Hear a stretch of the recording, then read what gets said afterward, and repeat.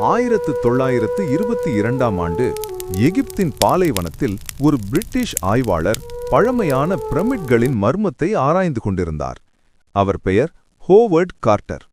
ஒரு நாள் அவர் பிரமிட் உள்ளே இருக்கும் ஒரு பழமையான அறைக்குள் சென்றார். அந்த அறை முழுவதும் கல் சுவர்கள், மிகவும் துல்லியமான முக்கோண கணிதத்தில் கட்டப்பட்டிருந்தது. அவர் அந்த அறையின் மையத்தில் நின்றபோது ஒரு விசித்திரமான ஒலி அதிர்வு உணர்ந்தார். அது சாதாரண கல்லறை போன தெரியவில்லை.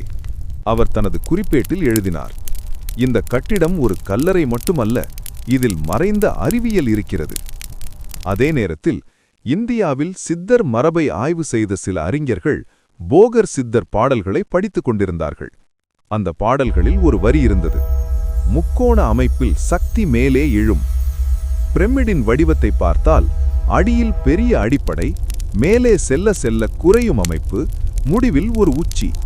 இது சித்தர்கள் கூறும் சக்தி மேலே எழும் வடிவத்தைப் போலவே இருந்தது. அப்படியானால் ஒரு கேள்வி எழுகிறது, 5000 ஆண்டுகளுக்கு முன்பு இருந்த எகிப்து நாகரிகமும் அல்லது மனிதர்கள் இன்னும் புரிந்து கொள்ளாத ஒரு பழமையான உலக அறிவாது? இன்று வரை அந்த கேள்விக்கு பதில் கிடைக்கவில்லை.